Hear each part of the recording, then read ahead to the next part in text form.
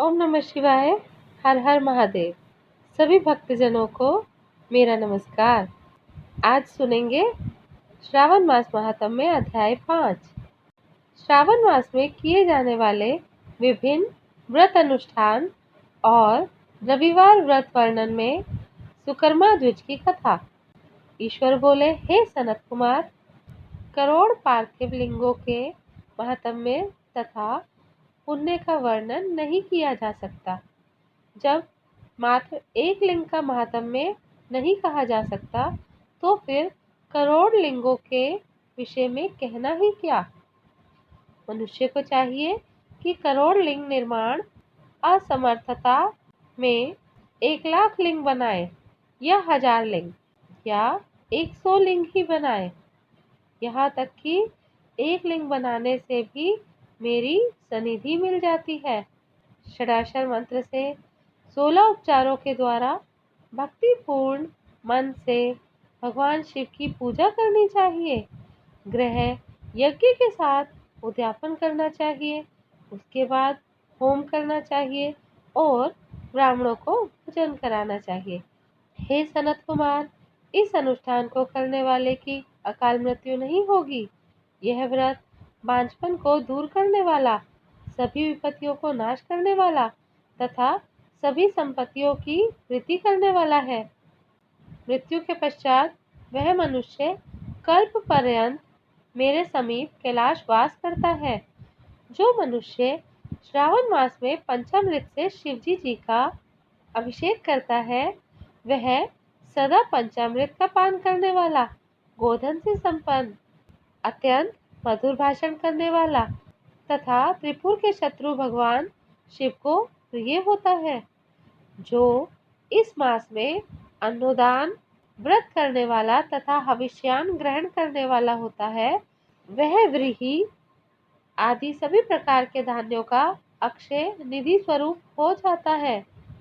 पत्तल पर भोजन करने वाला श्रेष्ठ मनुष्य सुवर्ण पात्र में भोजन करने वाला तथा शाक को त्याग करने से शाककर्ता हो जाता है। श्रावण मास में केवल भूमि पर सोने वाला कैलाश में निवास प्राप्त करता है।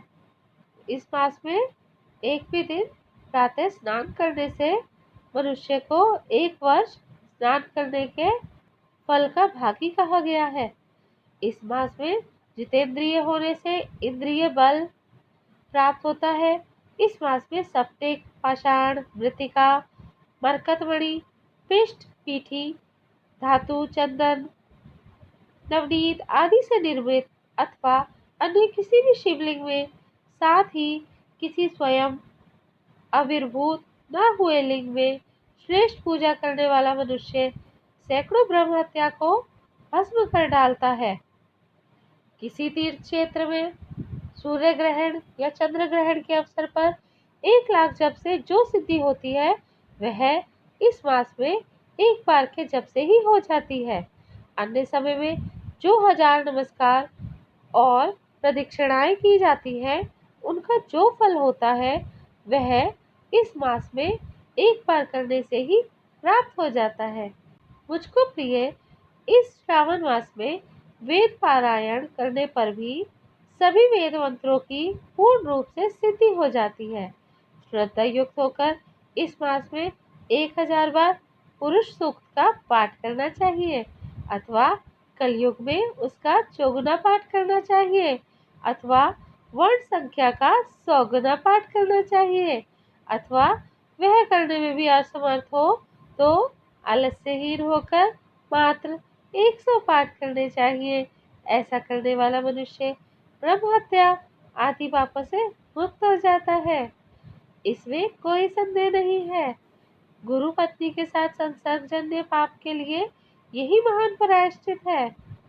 इसके समान पुण्यप्रद, पवित्र तथा पापनाशक कुछ भी नहीं है। पुरुष सूक्त के जप के बिना इस मास में एक भी दिन व्यतीत नहीं करना चाहिए। जो मनुष्य इस फल को अर्थवाद कहता है, वह नरक का भी होता है। इस महीने में समिधा, चारु, तिल और घृत से ग्रह यज्ञ होम करना चाहिए।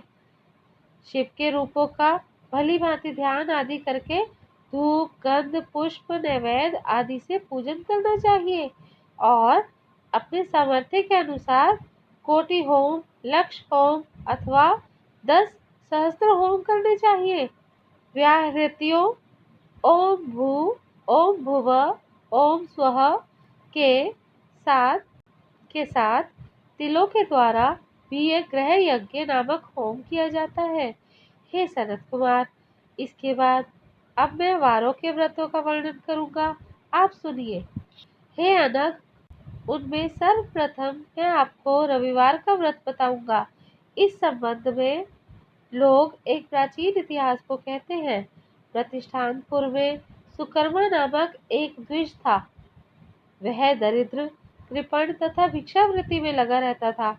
एक बार वह धान्य मांगने के लिए घूमते घूमते नगर में गया।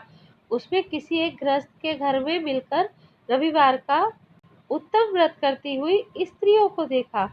तब उसे देखकर वह स्त्रियां परस्पर कहने लगी, इस पूजा विधि को शीघ्रता पूर्वक छिपा लो। इस पर वह विप्र उन स्त्रियों से बोला, हे श्रेष्ठ स्त्रियों, आप लोग इस व्रत को क्यों छिपा रही है? समान चित्त वाले सज्जनों के लिए परमार्थ ही स्वार्थ है। मैं दरिद्र तथा दुखी हूँ। इस श्रेष्ठ व्रत को सुनकर मैं भी इसे करूँगा। अतः आप लोग इस व्रत का विधान व फल अवश्य बताएं। स्त्रियां बोली, हे द्विज, इस व्रत के करने में आप उन्माद तथा प्रमाद करेंगे अथवा भूल जाएंगे अथवा इसके प्रति अभक्ति या अनास्था रखने के लगेंगे। अतः आपको ये व्रत कैसे बताऊं? उनकी ये बात सुनकर उनमें जो एक प्रौढ़ा स्त्री थी, वह उस ब्राह्मण से व्रत तथा व्रत की विधि बताने लगी। वह बोली, हे ब्राह्मण, श्रावण मास के शुक्ल पक्ष के प्रथम रविवार को मौन होकर उठ करके शीतल जल से स्नान करें। उसके बाद अपना नित्य क्रम संपन्न करके पान के एक शुभ दल पर रक्त चंदन से सूर्य के समान पूर्ण गोलाकार 12 परिधियों वाला सुंदर मंडल बनाए। उस मंडल में रक्त चंदन से संज्ञा सहित सूर्य का पूजन करें। उसके बाद घुटनों के बल भूमि पर झुककर 12 मंडलों पर अलग अलग रक्त चंदन तथा जपा कुसुम से मिश्रित अर्घ्य श्रद्धा भक्ति पूर्वक सूर्य को विधिवत प्रदान करें और लाल अक्षत, जपा कुसुम तथा अन्य उपचारों से पूजन करें। उसके बाद मिश्री से युक्त नारिकेल के बीज का नैवेद्य अर्पित करके आदित्य मंत्रों से सूर्य की स्तुति करें और श्रेष्ठ 12 मंत्रों से 12 नमस्कार तथा प्रदक्षिणाएं करें। उसके बाद 6 तंतुओं से बनाए गए सूत्र में 6 ग्रंथियां बनाकर देवेश सूर्य को अर्पण करके उसे अपने गले में बांधे और पुनः 12 फलों से युक्त वायन ब्राह्मण को प्रदान करे। इस व्रत की विधि को किसी के सामने नहीं सुनाना चाहिए।